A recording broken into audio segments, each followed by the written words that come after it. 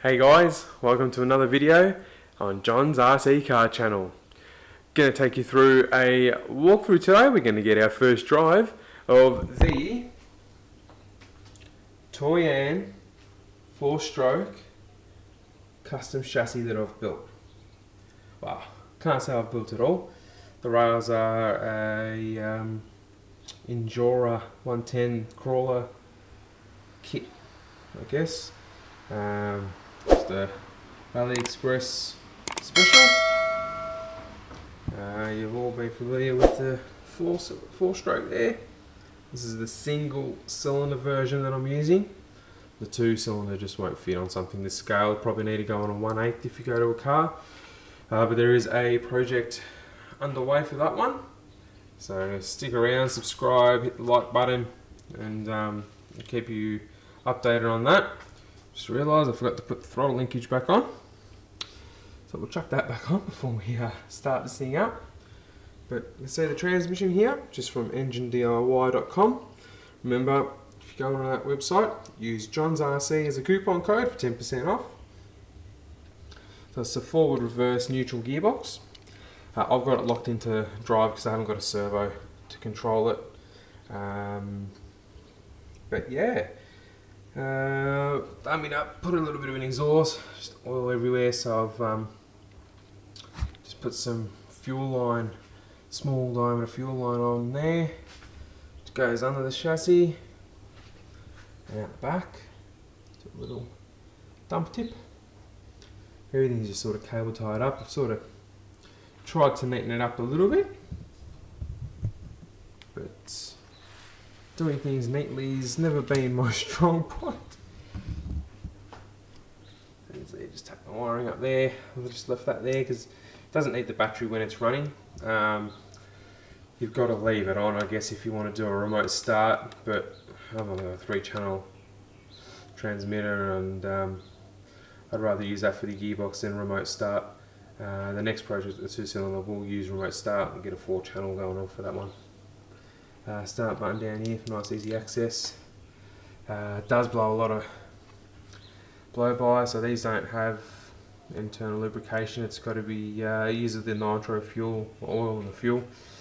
It blows it all out, so it makes a huge mess. I'll just sort of pot a hole in there and hopefully it drains into that. But yeah, next thing is to try and work out how to mount a body on there. But let's cut to the next video and we'll get this thing started and get it driving. Alrighty, let's give it a fire up. Go.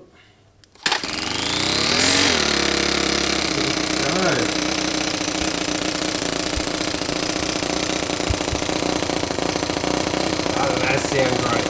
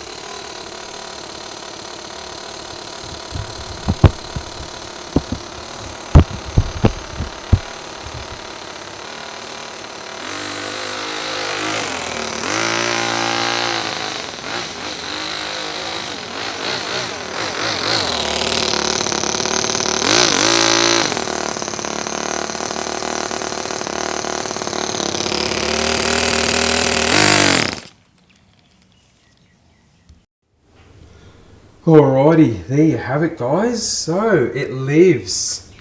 Doesn't have the speed that I was sort of hoping it would. There's a few little issues. Obviously trying to do burnouts, it's thrown out one of the drive belts, so seeing there's going to go up a little, I don't know, PU material belt.